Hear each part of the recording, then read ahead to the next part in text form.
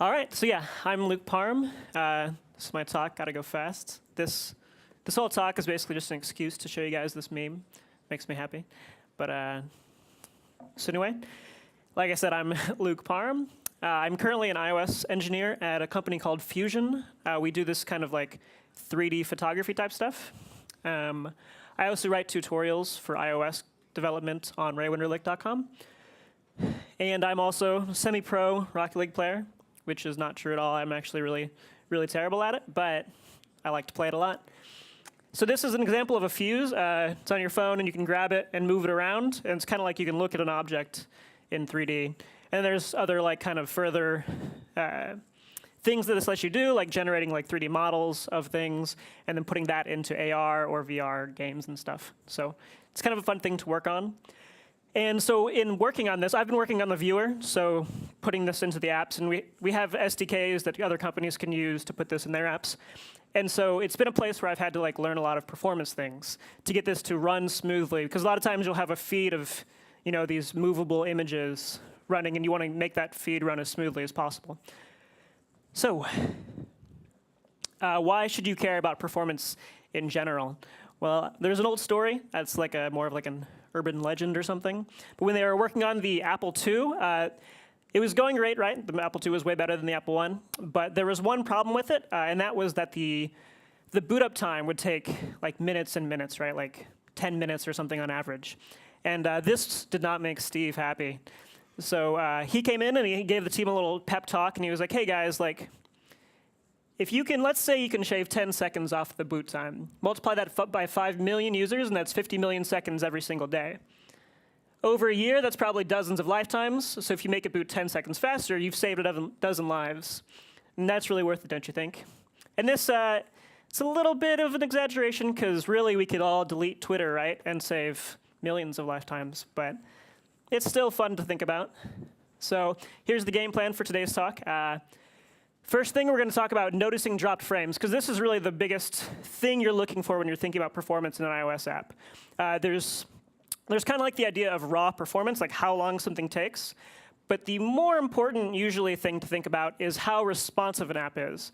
So if you're doing a lot of things on the main thread and blocking interaction, blocking scroll performance, that's kind of more important, but not really. They're both important. So we'll use a CA display link to track dropped frames in your app. And then we'll talk about a few of the tools of the trade. Instruments is a really useful thing to use and know. There's Time Profiler, Core Animation, Instrument, and Activity Trace. Activity Trace is a little bit more advanced, but it's kind of has some cool features you can look into. And then we have the bonus level at the end, where we'll do some performance tips and tricks. So that's my favorite part. OK, so performance in iOS, like I kind of alluded to, getting off main is kind of your big thing. You have the main thread, which is responsible for accepting user input and displaying results to the screen. So accepting taps, pans, all these gestures, and then rendering. So your phones, most of them render at 60 frames per second. So this means that you want to do all of your work within 16.67 milliseconds, right? If anything you do takes longer than 16.67 milliseconds, then you'll automatically be dropping frames, and your users will see it when you have animations going. This is the star here is for the new device. There's the new iPad, right? That one's 120 hertz. So that one you only have 8 milliseconds per frame to do your work, so even less time. So looking at dropped frames. We have rule number 1 for our performance rules. Use a CA display link to track dropped frames. And a CA display link, if you don't know, is a special timer that fires on the vsync. The vsync is when your app is rendering to the screen, right? Like I said, this happens every 16 milliseconds. So in, say, somewhere like in your app delegate, you can set up a CA display link, add it to the main run loop, and then you just have this other function where you do a little bit of math. And you say, OK, I'm going to track how long the app's been running. I'm going to track how long it's been since the last time this function was fired, and see if it took longer than 16 milliseconds. Because this only fires when it actually gets to render. So if you were doing a bunch of work and you slowed down the main thread, this will run 100 milliseconds later, which means you've done too much work and you've definitely dropped frames in that time. So here's an example of some bad performance. This is my app, Catstagram. And as you can see, it kind of has stutters, right, when the pictures load in. And then down here, you can see like frame was dropped at a certain time, and it had an elapsed time of like 200 milliseconds, right? So that means this app is doing some crap that's taken way too long. So this is not a good experience. Users don't like this, especially if you support older devices like iPhone 5, old iPods. They're really sensitive to these main thread stalls. So how do we track down what's causing these problems? Well, Time Profiler. Time Profiler is probably your most useful tool for tracking down this stuff. The other tools are useful and cool, but in the end, I'm in Time Profiler like 90% of the time, right? It's definitely the most important one. So what are the usual suspects? When you're working on an app, most apps at the end of the day boil down to a scroll view and text and images, right? And images are the really big one. So we have JPEG decoding. When you say, UI image view.image equals some UI image, what actually is happening kind of under the hood is UI images will decode all the JPEGs for you, right? They do all this work, and you don't really have to think about it. They do it lazily, so you can't really track the performance directly. It doesn't happen right when you set the image, but you can see it in Time Profiler traces. Text measurement, this is another big one. It's like, I think, orders of magnitude less than images, right? Images are the really big thing. But text measurement does show up. It's if you have a lot of really complex, like Japanese or Chinese, right? These can take a long time to do the measurement for lines. And then hierarchy layout. And this is especially true with auto layout. Auto layout is convenient and nice, but it is also, by definition, aggressively slow compared to doing manual layout. So it's kind of one of those trade-offs. If it slows down your app, it may be time to kind of switch away from it or try something else. But OK, so here's an example trace. Here we have the call tree. This is kind of where all the meat is, right? This is the most important stuff. And then up here you have how much work your CPUs are doing. You can switch this view up here. You can look at it by threads, look at it by CPUs. Usually the most interesting thing is separate by threads and then look what's on main. But so this part right here is, like I said, the most important part. A lot of times when you first start looking at this, it's super overwhelming, right? You're like, what is all this garbage? I don't know what this means. CF run loop do source 0, like I don't know. But it's one of those things where it seems unfamiliar at first, but after you've been digging into it for a while, maybe Googling some things, seeing like how things work, it really starts to make a lot of sense. Over on the right is your heaviest stack trace for whatever's highlighted. So you can follow the stack trace, and all these grayed out things are system things that you didn't write. But then down at the bottom, you can see there's your actual code right there. And that's all the things that happened as a result. OK, so let's talk about the call tree, because the call tree is an important thing to understand. So we'll say we have a really simple app. It has this main function like they do. And then it calls a few methods inside main, right? So what Time Profiler does is by default, it's every millisecond. It'll take a snapshot of whatever your stack trace is right now. So at 1 millisecond in, it takes a snapshot, and you've called main, which is called foo, which is called bar, right? So there's your first stack trace over there. So that gets collected. We have these counts, 1, 1, 1. Each of these functions has been called one time. Then a millisecond later, we capture another stack. And this time, it's exactly the same thing, right? So we put them over here, and we up all the counts by 2. Then on the third millisecond, we have a slightly different call stack. Main is calling bar directly, and that's it. So we bring them over here, and main is upped 1. But then we have a split, right? Sometimes main calls foo, sometimes main calls bar directly. So that happens one time, twice bar has been called inside of foo. And then on our last one, we have main, which calls foo, which calls another method baz. And as you can see, baz has already been called twice. But it's such a small method that it happens between that 1 millisecond. So when you're using Time Profiler, it's important to remember that it doesn't give you exact times, right? It's not telling you exactly how long a method takes. It's just telling you how often it appears in these snapshots, which is kind of the same thing, but not. Because if something is short enough, it'll never show up. So now we have an extra split, and this is our call tree. So looking at our example trace, also, when you come in here, you can go and switch to the console mode, right? So now you can see all of our frame drop events that we were seeing earlier, and you can kind of match them up. Like here we have, at time 10 through 11 seconds, we have a bunch of frames being dropped. And if we look up here, we have a bunch of work happening. So you can kind of zoom in Time Profiler and see what's the stuff that's happening just in this section. OK, so here's another very important thing if you're using Time Profiler. In Mac in general, you can option and click on these disclosure triangles, and it'll magically open and show you whatever's the most important thing in there. You can try it in Finder. You can try it in like any app. In this case, it'll drop down to whatever's you're doing your most work.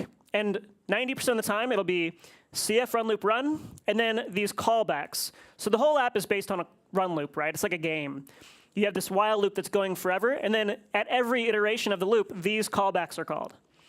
So when you get to this point, you can drill down into each of these and basically look at what your top 3 or 4 bottlenecks are. So let's go ahead and drill into this one. We have this do observers. And if we drill into it, we see this.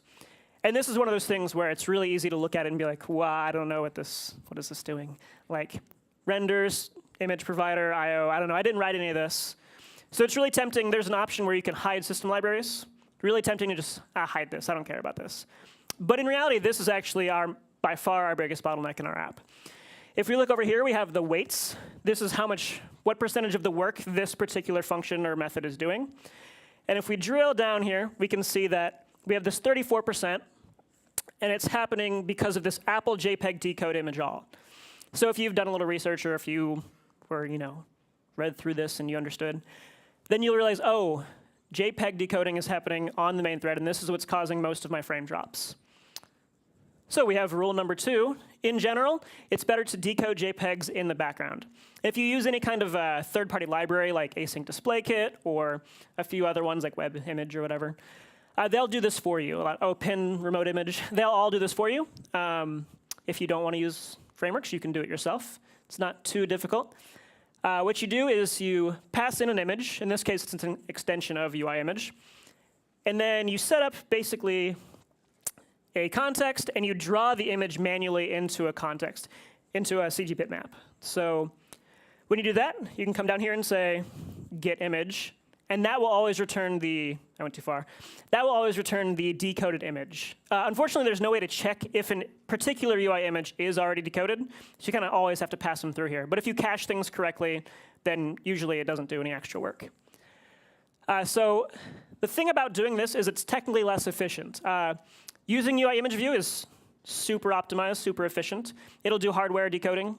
So it's kind of a trade-off. Your images will decode more slowly this way. A lot of times. But the nice thing is that you can dispatch to a background queue, decode your image with that method we just saw, and then jump back onto main and set your contents. So that means even though that work took a tiny amount longer, maybe, it didn't happen on main. So it wasn't blocking user interaction. It wasn't blocking scrolling. So that's a nice win. And then not crashing. If you're interested in not crashing, this is important to remember. Memory warnings are handled on main. So anytime you get a memory warning, you want to drop everything, delete all the unused memory you can, right? But if you have things that are happening on background threads, and allocating these big decoded JPEGs takes up a lot of new memory on background threads. So this happened in the Fuse app. If I would jump to a background thread, decode all my JPEGs, in some cases on like older phones, the system would kill it instantly, right? And that's because it's sending out a memory warning saying, hey, like get rid of your memory. But the background queues don't listen. So you're just allocating all these images, and then it crashes like pretty much every time. So the way to get around this is to ping the main thread from your background thread. I don't know if like, in general, the main thread is a queue, right? Things get queued up and happen on the main thread. So when you go to the background, you can, in Objective-C, you can use perform selector on main, wait until done. This will put it at the end of the main queue's line. So if the main queue is busy processing memory warnings, this function call will go to the end of the line and wait till all the memory warnings are processed before it does all this heavy, allocation of memory. In Swift, it's a little simpler. You can do a dispatch main, empty block, synchronously with main. Kind of the same thing. I actually like the Objective-C version better, but that's just me. So that's important to remember. So yeah, here's an example where we've cleaned things up. We are doing image decoding on background queues. And as you can see, the scrolling visually is a lot prettier. There's not these big stutters. We are still having frame drops, but this is on an iPod 5G, so it's pretty much the worst thing you can test on that still supports like iOS 10 and 11. And yeah, so that's general how to do that. When you have these frame drops, you could, of course, keep looking, right? There's still work that's happening that's causing these frame drops, so there's still more things you could do to make it faster. So summary of the first section is, if you can do work in the background, you probably should, is kind of the simple. It's not always that easy, but a lot of times, if you have little things that are taking a lot of time, you can do them in the background. Make sure it's not UIKit related. A lot of UIKit classes aren't thread safe, and you can't even alloc init a UI view in the background. So make sure you use like core graphics or something if you need to do image things in the background. Don't always hide system libraries like we saw here. The images were the biggest bottleneck, so you definitely don't want to hide the fact that you're seeing those. And then don't forget about memory warnings, because those can bite you. So our next tool is the core animation instrument. A lot of times, if you've done a lot of profiling, right, and you've found all your bottlenecks, you think, sometimes you still have performance problems. And this is because the way iOS, UI stuff works is anytime you set frames or make UI views, any of this stuff, what actually happens under the hood is you make a CA transaction, or the system makes it for you, right? And these get shipped off to a thing called the render server.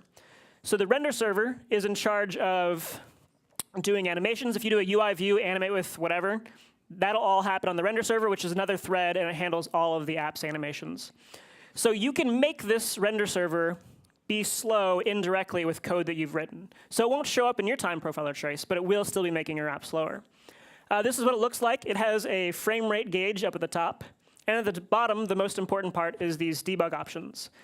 We're going to talk about two important ones today. There are two of the most important and easiest to fix. So the first one is color blended layers. This is a really easy one to fix. And this brings us to our first section of performance police. So basically, a lot of apps, have problems. Even iMessage, beloved Apple app, is doing a lot of this stuff that's not so great. So here we see that there's all this red, right? And the red means you have these labels that have a white background. And then they're on top of another white background. And for some reason, they're not set to be opaque. So the blender is blending these colors, white, and resultantly getting a white color, right? So for every pixel that's red there, it's doing these extra calculations for really no benefit, right? You still get white in the background. So to avoid this, it's pretty easy. You can make layers opaque whenever possible if they're the same color on the same color. If the subview has the same background color, blending is unnecessary. All you have to do is set your layer's opacity to 1, and then make sure the background color is set. If your background color is clear, it'll always not be opaque, right? All right, so next one. Off-screen rendered. This will turn yellow when you turn this option on. So the nice thing about the core animation instrument is that you can see these other apps, right? You can just turn on these options and then go to any app in your system, and you can see what they're doing wrong. In this case, Instagram has these little bubbles up top that show you people's stories, right? And as you can see, they're all yellow. And if you go, honestly, on my 6S, these are pretty slow. If you go on a 5 or an old iPod, they're aggressively slow. And this is because off-screen rendering is much, much, much worse than alpha blending. What it does is it stalls the GPU. It ends up having to do extra calculations back and forth between the GPU and CPU, so you get these extra stalls that are unnecessary most of the time. So rule number 4 is don't use the corner radius property. If you have a view and you say view.layer.corner, corner radius, then this is always introducing off-screen rendering. Instead, you can use a Bezier path and the same kind of CG bitmap stuff from earlier. In this case, a UI graphics context. So we have a function here. This is, again, on a UI image. It takes in a size, does rounded corners based on that size, uses a Bezier path to clip, and then we clip the image and return it from the UI image context. So this will return a pre-rounded image instead of rounding the view that the image sits inside of. All right, so our last example, here's Twitter. And this is a real-time view of this animation running. It's supposed to just, open up and show you the information. But all of this text and stuff has been off-screen rendered, so it slowed the animation down to a crawl, right? This is the least performant thing I've ever found in an app that's on the App Store. So how did this happen? I don't know for sure, but one thing that does cause this to happen is the should rasterize property of a CA layer. It's an option on layers that allows you to cache textures that have been rendered. It's got a lot of kind of weird rules, like if it hasn't been used in a certain amount of milliseconds, it'll leave the cache, and then if it leaves the cache, it'll be off-screen rendering on every frame. So it's usually more trouble than it's worth. It's not really worth the possible benefits it has. And it's hard to track down if it's actually benefiting you. So some guy did this. Just don't do that. That's the whole thing. Just don't do that. It's easy. All right, so summary for this section. Avoid off-screen rendering and alpha blending if you can. Alpha blending is sometimes necessary. It's a million times better than off-screen rendering. Off-screen rendering happens for a couple of reasons. It can happen from shadows, it can happen from corner rounding, and it can happen a lot from, what are they called? Those, anyway, I'll come back to that. They happen for other reasons, and they're bad. Make views opaque when possible. Don't use the corner radius property. Use Bezier paths as much as you can. Also, don't use the layer shadow properties. If you're doing text shadows, use an NS shadow instead. All right, and so this is the activity trace section. So activity trace is kind of a way much lower level version of something that Time Profiler would do. It gives you a view into all your threads and how they're interacting, and it's pretty complicated, but it has a really nifty feature that is you can set up, oh yeah, sorry, rule number 6, use system trace to track specific events. You can set up ways to track specific events and sections of code and see how long they're taking in a real world application. So system trace, it allows you to get fine-grained information about what's happening in your system. Use these things called signposts to signal when something important happens. Points are a single event. You want to see like an animation occurred or something like that. And regions have a beginning and an end. So say for image decoding, we start when it starts, and then you end when it ends, and you can see how long it took in general. So yeah, this shows you how your code is interacting with the rest of the system, basically. Here's how you set up a system trace template. You make this list of events that can happen, right? So number 1 is image download, 2 is image decoding, and 3 is this tilt animation I added. Basically you set up some extra options to see what color they're going to be. They're basically just you send it a number like 1 or 2. It'll be red or green based on what you send in there. So in code, what you have to do is if you're in Objective-C, you have to import this kdebug signpost stuff. In Swift, it's just available for you. And then you have to call this function, either kdebug signpost or kdebug signpost start and end. And they work off the code you passed in. So we set up those 3 events with those numbers. Then you pass in that number here.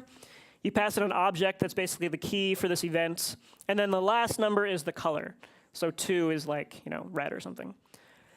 So these are significant events, points of interest. And then I have a Swift example project up on GitHub. I kind of simplified things, so there's a start and end that are a little more easy to deal with. So this is what it'll look like once you've run a trace. You'll run your app. It'll not show you anything at first, but then when you kill the app, it'll do some calculations and show you stuff here. So here we can see our image downloads. These took like 200 milliseconds, right? And then we have the image decodes. These took like 40 milliseconds. So this is really cool if you have a bunch of crazy stuff going on in your app. You can set up all these events and then just see a readout of how long they're each taking and how they're interacting with each other. So pretty nifty. That's it for system trace. And now we have the bonus section where we're going to go through a few cool extra performance things. So this is an example of a camera slowdown I was dealing with recently. Basically, what happens is we have some AR stuff, right? It's mostly a camera app, so kind of Snapchatty, right? We have a few things we're working on. Anyway, they made me redact these things, but super secret AR effects that we were working on. We had this effect, and it was taking up 26.4% of all the calculations on every frame just to calculate this one effect. And it was slowing the camera down to something crazy, like 10 frames per second or something. So then when I dug in here and looked at this big bottleneck, I saw that the top thing that was doing most of the work was this NS dispatch data. And if you Google this, you can find that it's just a subclass of NS data. And all it is this get bytes with range function. And that is a pretty simple function. All it does is take some bytes from a data and put it somewhere else. So it's not too crazy. But apparently it and all the things that it was doing internally was taking up 18% of this 26%. So rule number 1 for the bonus section is if you run into something that's, it's really simple, right? It's an NS data getting bytes. That's a super simple Objective-C thing. But if you run into that and that's a bottleneck, then it's time to switch to using C instead. Since the bottleneck was around one call to grab float values, you can just use memcopy. If you remember anything from your C classes in college, memcopy, you can move a chunk of data somewhere else. Cuts out quite a lot of overhead. If you look into like NS data or NS string, these classes are like thousands of lines, right? So there is a lot of stuff going on in there. In this case, we have the original in red, right? And you get a range, you grab some bytes, move it into a float. The memcopy version is almost exactly the same thing. It doesn't look any more complicated, and it does aggressively less things. So when we change that and we run it again, things went from 26% to 0.6% by changing that one line to memcopy. And then this frame rate jumped up dramatically. So that's pretty nifty. Rule number 2, avoid overdrawing. If you're doing some kind of rendering app, like these fuses, or even if you're doing like a loading bar or something, a lot of times events will happen more than 60 frames per second. In that case, you can throttle this update of the UI by once again using a CA display link. It has a a property called preferred frames per second. So that's only for iOS 10 or higher. For older ones, you have to do it manually, but it's still useful. So you can say if it's 10, set it to, you can have a little, set the desired frame rate. So a lot of times for like loading bars, I'll set it to like 15 frames per second or something, because it doesn't really matter. It doesn't have to update 60 frames per second. You're just wasting work. So this can throttle how much work you actually do if things look the same either way. Rule number 3, use imp caching. So this is only useful for Objective-C. But in Objective-C, when you call a method, under the hood, you're calling this Objective-C message send function. If you're seeing this in traces taking up a large chunk of time, this is something you can actually get rid of pretty easily. So it's basically a big hash table where you look up function pointers by giving it a name of some method. So instead of doing that lookup every single time, you can do this caching where you cache the function pointer and just call it directly. It's at least twice as fast usually. It is not the prettiest syntax. That's a lie. So here we see that if you don't have it, you grab it by calling this method for selector. And then down here, we just call this method, which is just like a regular function call. You pass in the object, the selector, and then any arguments come after that. So like I said, not super pretty, but it is a lot faster. Hello. OK, bonus rule number 4, and this is the last rule. Don't use ARC. So kind of like in the last talk, ARC is something that adds a bunch of overhead, right? Like in your code, you have all this stuff happening, and it sprinkles in all these retains and releases. And it does well at not crashing, right? It does as much as it has to, and it does a bunch more, just in case. So if you want to really optimize, if you see that you have in your trace a bunch of these retain and release calls, and they're like taking up a ton of time, you can just switch to not using ARC, which is a lot more work. This one, it's like a last resort, right? You're desperate. But it's worth it sometimes. So it's also hard to get your teammates to agree to like actually do this and not be mad about it. And then along these lines, don't use Swift if it's especially performance sensitive, right? Yeah. So Swift is a nice language. It's got some real neat features, but it is also aggressively more boilerplate going on inside to get these really high-level functionality. So if you want to be actually fast, it's kind of the same idea as not using the NS data, right? You just go as close to the assembly, as close to the low-level stuff as you can, and that'll be faster because it's less code automatically. So yeah, that's it. So if you want to look into this stuff more, if you thought it was interesting, there's a really good book called iOS and macOS Performance Tuning by a guy named Marcel Weir. It goes really in depth into a lot of this stuff and a lot more past this. And then I also have a video series. I do videos for Ray Wenderlich, so there's a practical instrument series I did that goes more in depth, explains these things a bit, with a bit more time, has some examples. So if you want to learn more about instruments specifically, you can watch that video series. And then dub videos, there's a ton of them that explain different performance things like this. So yeah, if you have questions, there's my email address. If you want to follow me on Twitter, there's my Twitter handle. And yeah, go forth and make Steve happy by making your apps fast.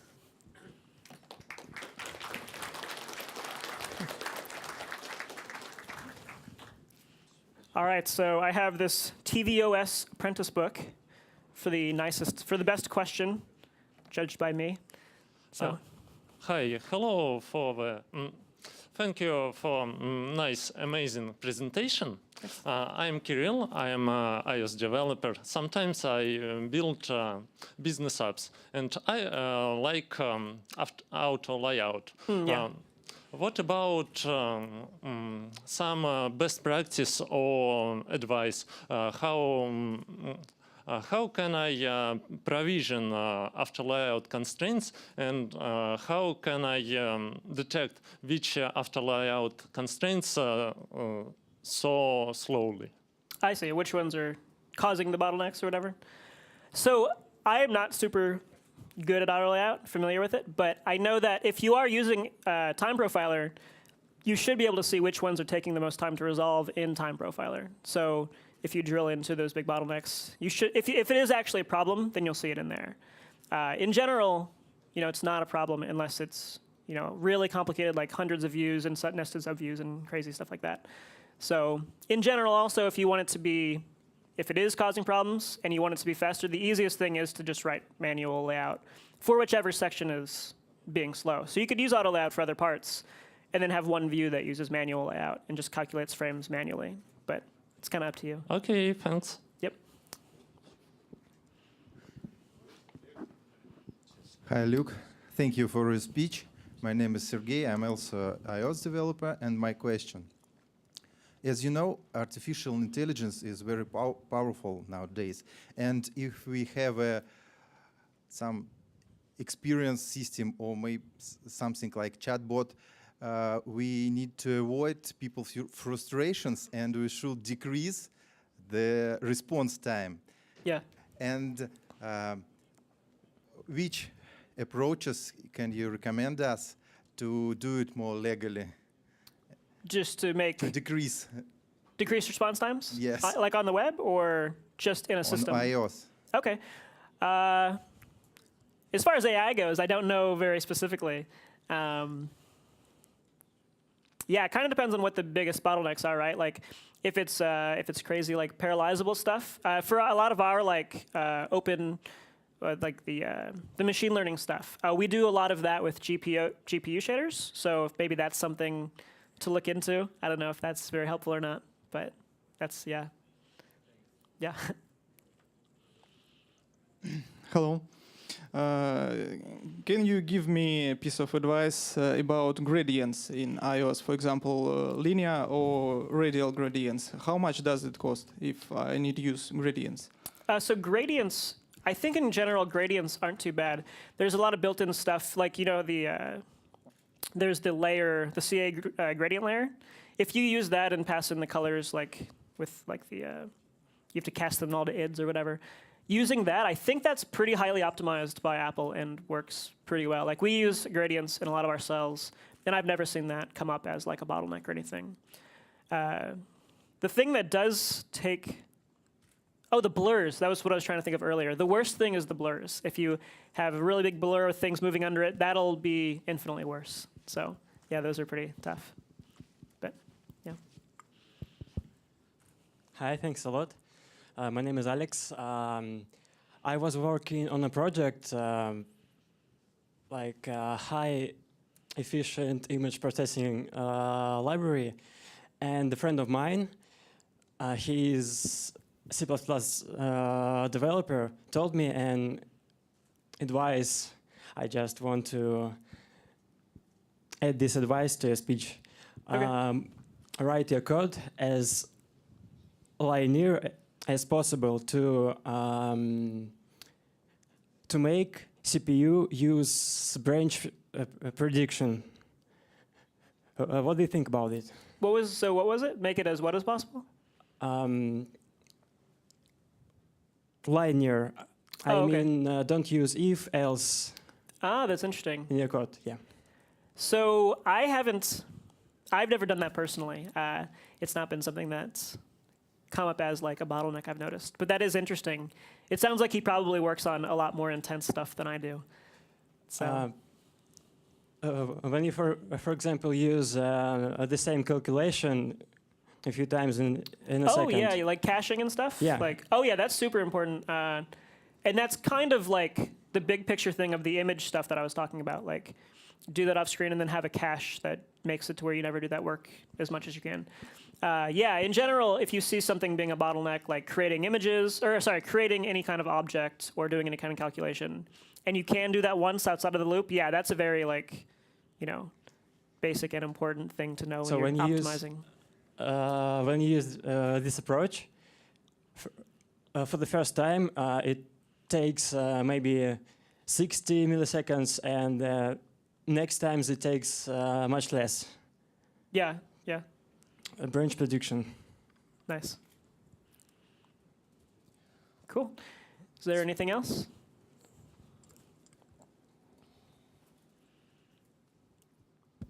Hi, Luke. Thank you for a perfect speech. I am a fan of Ray Vanderlich's tutorials team about 4 or 5 years. And I have one question about a drawing of attributed strings. I Okay. use a lot of them in my current project. Yeah. So do you have any advices to drawing them like on native level, such as CA, text shape layer, or anything else? Thank you. So as far as attributed strings go, they are something I've noticed a few times in traces, but for the most part, I think a lot of it is like creating that object, NS attributed string object. If it's a case where you can, like he was saying, if you can cache it, if it's something that you gets reused, but it's the same text, like caching them is obviously useful.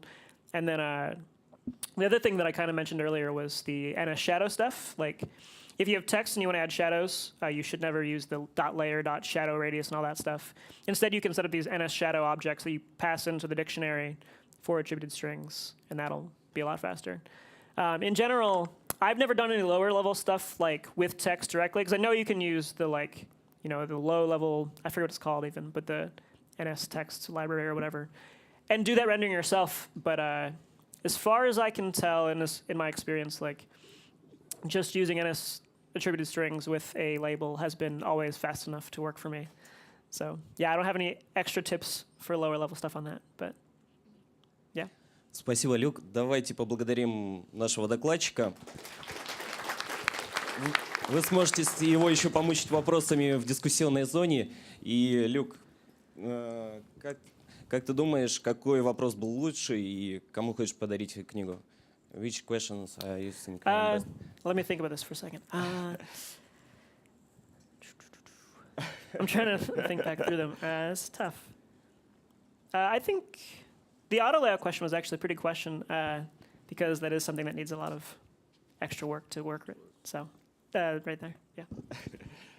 Thank you. Yep.